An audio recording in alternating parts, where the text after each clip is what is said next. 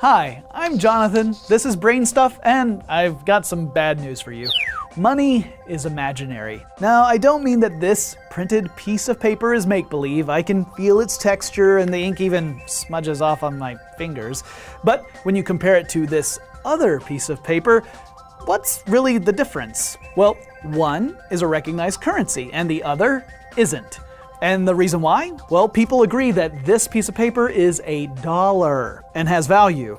That's where money's worth comes from. We all pretend it's a currency. This is one reason why the digital currency Bitcoin appeals to some people. See, it's not tied to any political system or government, so it's not vulnerable to any of their failings, like the economic collapse in 2008.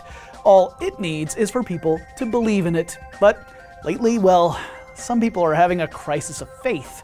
That's why today on Brain Stuff we're going to quickly establish some facts about Bitcoin to better inform your beliefs about it. Now basically, it's virtual money you can use to buy and sell things online, and it mimics real-world limited resources like gold, for instance. It's also a cryptocurrency, meaning that it's encrypted in a way that prevents it from being copied.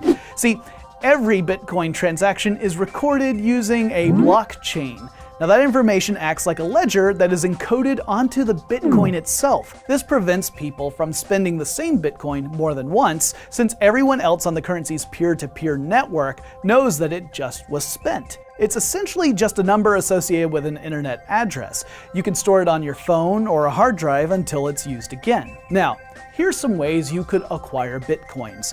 Accept them as payment for goods and services, exchange them for a more traditional form of currency, or you can mine them. That's right, like gold, Bitcoins are mined. Not by old-timey grizzled prospectors, but by powerful computers. And like gold, the more people mine Bitcoins, the less there are to be found. So they become harder to find. So instead of physically mining with a pickaxe, you can attempt to solve math problems with a computer. Imagine the problem is something like x plus y equals 15.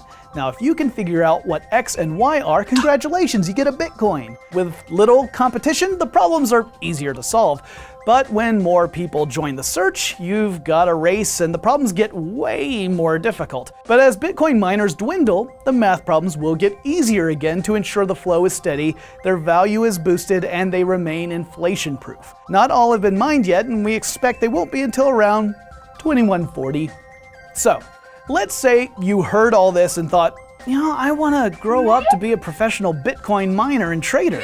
Well, there are a few risks you should probably know about first. For instance, because there's no regulatory agency setting a Bitcoin's value, it tends to fluctuate wildly. Another Bitcoin problem is security.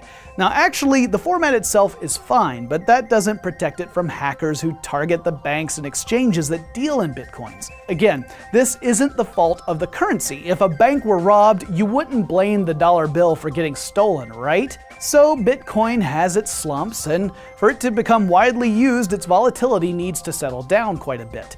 It's currently a high-risk currency that's totally unpredictable. And we didn't even get into the mysterious identity of Bitcoin's founder, Satoshi Nakamoto. Now personally, I think the biggest drawback to Bitcoin is that you just can't make it rain. If you'd had experiences with Bitcoin, let us know in the comments below. And let us know if there are any topics you'd like us to cover. I actually have another pile of them right over there. Really, it's just off screen, so the best part about this is I don't even have to pick it up. We have interns to do that. See you guys later.